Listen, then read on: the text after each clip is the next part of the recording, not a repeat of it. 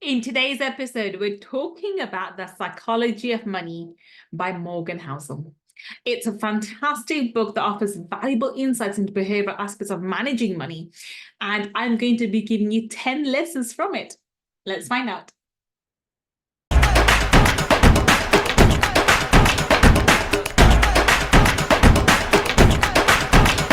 Welcome.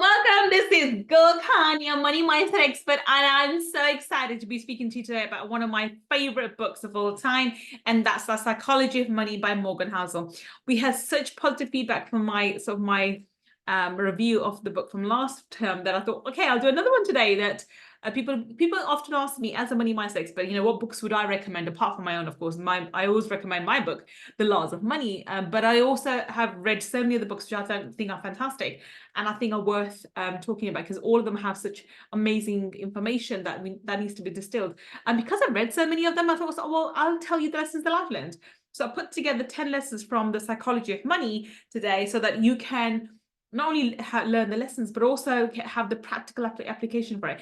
Remember, I'm all about practical application. I'm a very, very practical girl. Maybe that's the lawyer inside of me talking, but I need to have a concept and need to know how to apply it. And this is why I will give you the theory and I will give you my version or my way of applying that theory to your life and make it apply in your life. Okay, so the practical application of it too. So without further ado, let's get started. Well, lesson number one. And this is probably one of the best things that comes out from this book is wealth is what you don't see. And I've applied this in my life all the time. And let me explain. So if you look at me, if you speak to me, if you meet me on the road, I do drive a Mercedes, but it's not a new Mercedes. It's a few years old now. And I live in a nice house now, but it's not as nice as it could be, if it makes sense. My clothes are not designer. I don't have lots of jewelry. So by looking at me, honestly, you can meet me in Tesco's or Aldi or one of the supermarkets, and you will not have a clue of the kind of person or wealth I have. And I've been very this has been an intentional thought for me because I don't want people to know how wealthy I am. I don't want them to see my wealth. I want them to understand the concepts I teach them, but I don't show my wealth. Does that make sense? So the practical application for this is, you need to focus on building wealth rather than displaying it. And far too many people in my books show their wealth. So I see that, and I see this often. I think this is a concept that I became aware of when I was in my 20s, that people who are truly wealthy didn't go around parading their designer bags or their lavish lifestyle, whatever else. They just lived it, right? They would enjoy the niceties of life, but they wouldn't show it to people. It wouldn't be something that they talked about or were really flamboyant about. And people who are insecure wish to show themselves off by buying these designer things. So unfortunately, too many people who cannot afford designer stuff are really into it. And I've never really been into designer stuff or expensive things. I do like nice things. So I like a nice handbag or a nice pair of shoes, but it's not for the name. It's because I do like that particular brand or I like that particular thing, right? So you need to avoid a lifestyle of inflation. So you don't want to be spending more than you're making. And this happens far too often for the middle class people.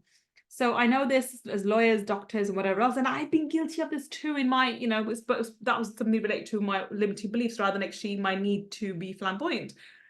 But I remember having a discussion, this one particular story really stands out in my mind, where I was speaking to this doctor and she was a GP and her husband was at the time an IT consultant, and their combined income was something in the region of £230,000.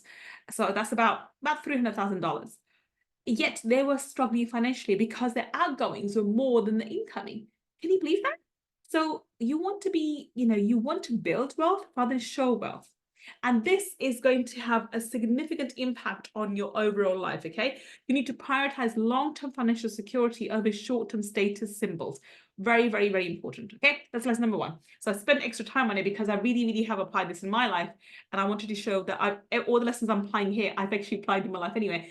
I was doing this before I read the book, but I really wholeheartedly agree with this part, again, this lesson from the book. Number two, the importance of frugality and humility. Again, something else I that I really adhere to, right? So you want to embrace frugal lifestyle and remain humble about your financial success. Okay, you don't want to be bragging to people about it and talking to people about it.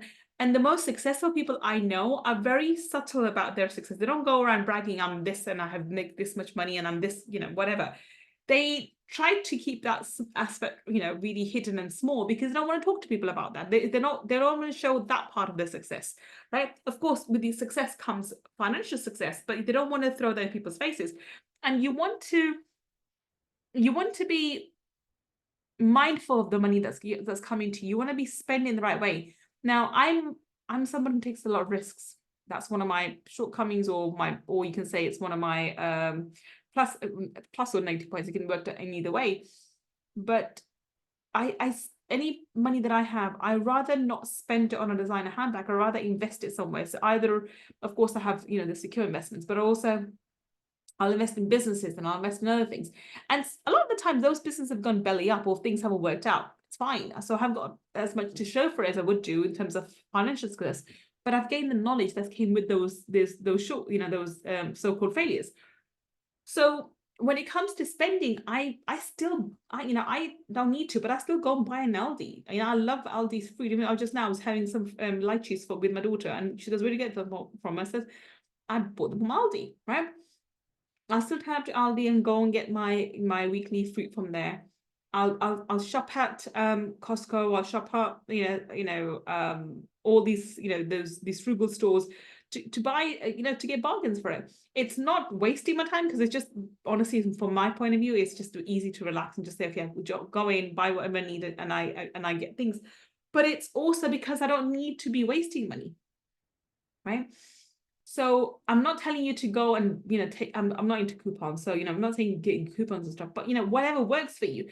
But you shouldn't be wasteful of money either, right? Another example is big example is my income compared to some people I know is a lot higher. It's a lot higher, but I don't want to go out, be going out to restaurants every day. I don't go out to buy takeouts every day. One thing's I'm not healthy, but also importantly, if I go to an expensive restaurant, it'll be for a special occasion or something. Like for example, for my birthday, we're thinking of going to. I'm not going to give the name of the place, but it's really really expensive place. But I thought, why not? It's my birthday. We'll go for it. Me, my friends, and my daughter. Whereas I know people whose income is probably a third or a fifth of mine, or even less than that, and they go out to expensive restaurants all the time. And I ask them, how do you, and then they're the ones who complain about not having enough money. So do you understand what I'm saying? You really need to see the importance of being frugal and being humble in your lifestyle. Okay. Anyway, those I sort of went on and on about those two because I think that I've seen the example of those all around me. All right, lesson number 3. It's understanding the power of compounding. Now, this is a doozy. Start investing early and stay invested for the long term. That's the application for it. This is the main point from this lesson. You need to let the power of compounding work for you in your favor by reinvesting the dividends and interest. Too many people are so short-sighted when it comes to compounding. They don't let the compounding magic work for them. And compounding has been named as the 8th wonder of the world, and I completely agree with it. So if you're not familiar with the compounding, then do some research and know how powerful it is, and that alone can make you wealthy in the number of years. It's not the amount of money you have, but it's the amount of money you consistently consistently invest over a period of time for a long enough time for you to see the true beauty and magic of compounding. All right, lesson number 4, and I'm doing this quickly now. I'll be here forever, but I could actually make a whole podcast on each of these lessons, but I'm trying to get them in quickly. So lesson number 4, okay, the role of luck in financial success. All right. So acknowledge that there's the role of financial success outcomes, both good and bad. Okay. Stay humble and avoid overestimating your abilities when things go well, and show empathy towards others who may face challenges or when you are down. Okay. So whenever you are taking any kind of investment or doing anything, you are taking some form of risk, because without a risk, there is no investment, there is nothing. Even if you're starting a new business, you're taking a risk. If you're taking a new job, you're taking a risk. Whenever you're doing something, there's an element of risk associated with it, right? So you have to acknowledge it. And the bigger the risk, the bigger the rewards. Now, at times your risks, that when you take those calculated risks, and you have to take calculated risks, and I always advocate, learn the pros and cons of everything, do your due diligence, and then make calculated risk assessment, and then make your decision based on that. Okay, no decision is 100% going to be correct, so you're not going to be correct 100% of the time. So have some humility when it comes to this. Okay, understand that sometimes sometimes you will do something and you will get lucky, and other times you will do everything correctly and it won't work out for you for whatever reason. Be empathetic and be sympathetic towards yourself when things don't go well, and remain humble when things do go well. That's the point of this lesson. Okay, great.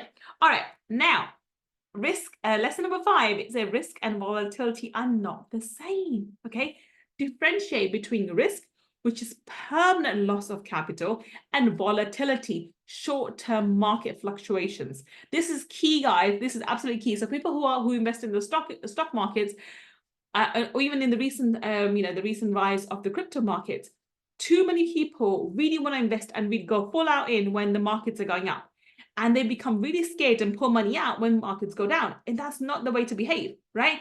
So as long as you've done your calculations and you've done your risk assessments, you need to understand there's going to be an element of volatility. And crypto market, because it's a new market, it's a new emerging market, it has more volatility. You can make more gains in it, but you also have greater losses in it on paper. So for those people who bought Bitcoin at, say, for example, the last bull run, the highest time, I think highest point was $65,000.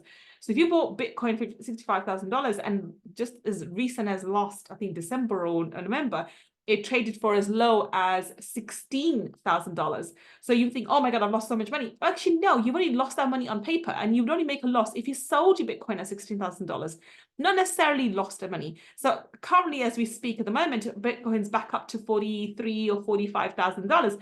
So have you lost, even if you bought at 65 and you're now trading at 45, have you lost the $20,000? No, unless you sell at $20,000. If you decide to sell today, then you have. If you do not, then you haven't. So that's volatility. Risk is actually when you lose everything altogether. That's when you, for example, like Luna. Luna was one of the coins we took, and it was risk. We had the risk with it because it was a volatile coin. It had all the factors associated with it. And I was one of the people who did invest a certain amount in Luna, but the Luna collapsed, and it was, you can say luck was involved, you can say something else was involved. Either way, we lost out, and a lot of people lost a lot of money with that, right? So that's loss. Whereas there's volatility and there's risk. So I hope that makes sense. I can talk about this forever, but if you need me to do a longer podcast episode on this, do let me know, and I will do a full episode dedicated to risk and volatility. But I'm going to move on to the next one now. Lesson number 6 is time is powerful wealth building factor. Now, patience is the key when it comes to successful investing. Okay, avoid trying to time the market. So if you want to make money on the stock market, being with ETFs or with other financial products, trying to time it, it's really like gambling. So you have to do your calculations and do cost dollar averages. You need to be investing regularly. That's the whole point. Okay, this is what the point that's being made here. Avoid trying to time the market and focus on long-term horizons. Understand that time can offset any financial mistakes. So, for example, the example I just used previously, if you enter the market with Bitcoin, you said, okay, I'm going to go into the crypto market and I'm going to buy Bitcoin. You bought it at the top of the market, which is $65,000 at the time. Well, at the moment, you could see you're in 20,000 loss, right? But give it another 5 years, and when Bitcoin, which will eventually get to the 200,000, 300,000 mark, you would have made a profit, right? That's just using crypto, which is very volatile. If you use, for example, the S&P 500, that has increased by 10 to 12% on average over the last 70 years. So it's that kind of mindset. So you maybe when you enter the market crashes or market goes down a little bit and so forth.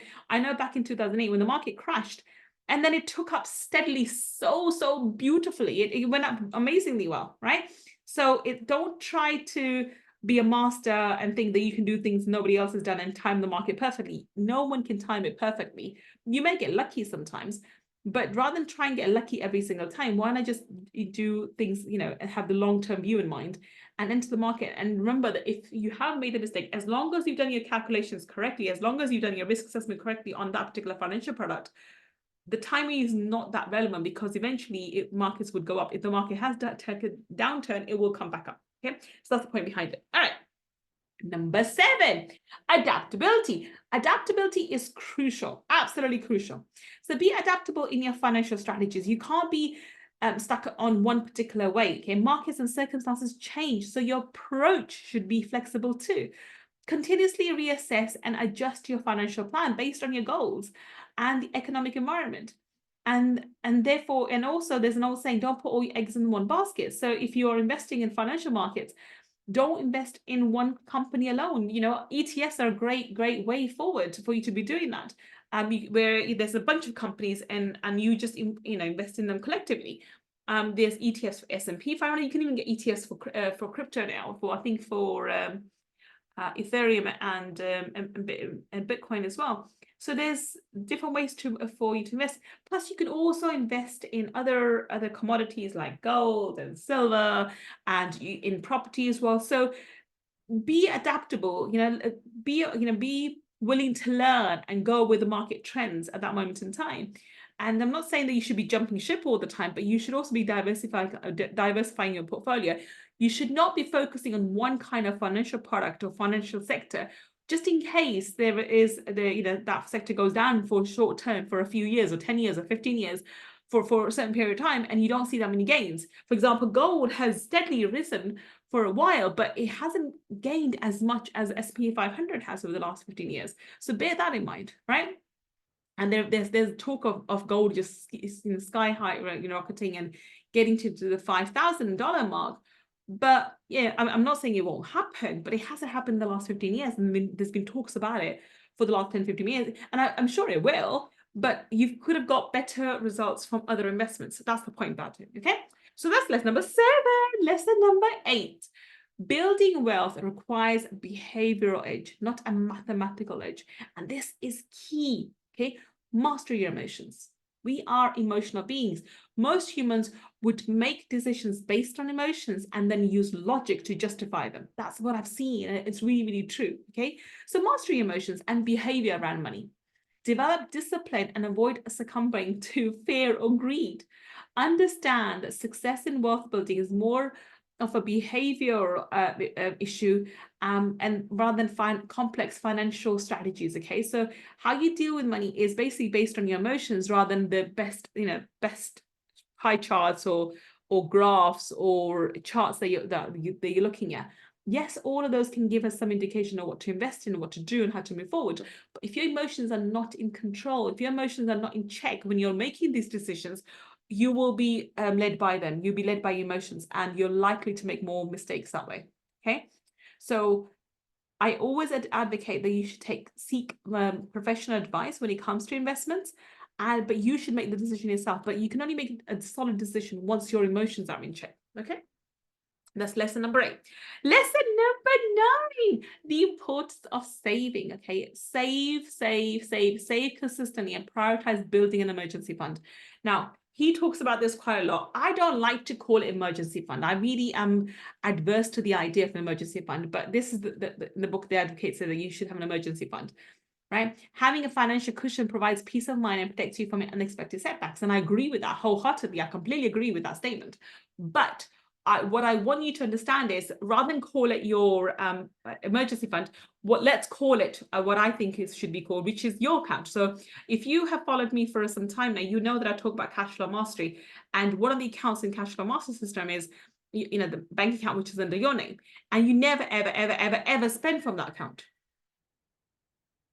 You never ever spend from that account, because that's your, in essence, would be your emergency account. But we don't want to call it emergency, because guess what? If you call it emergency account, you will create an emergency, and emergency will arise, and you'll end up spending the money for that particular account. So I don't really want you to do that. This is why I don't want you to call it emergency, call it me account, my account. Just have some money set aside. But I do agree with this idea that you need to have certain money set aside that you never touch. And it gives you peace of mind. When it's grown to a certain level, it gives you peace of mind, which really relaxes you and calms your emotions around money. Okay, that's number 9. Lesson number 10 is define what rich means to you. Far too many people want more and more money and they don't know why. And the idea of rich is very different and it's very subjective for most people. A lot of my family members would, if they don't actually know how much money I make, but if they look at my portfolio and the kind of things I do, they would probably classify me as rich. But there are plenty of people that I hang around with and who will not call me rich. They will still call me, who's working and who's building herself. So rich is quite subjective and you have to define what rich means to you. Clearly define your financial goals for you and what it means to be rich in your books, okay?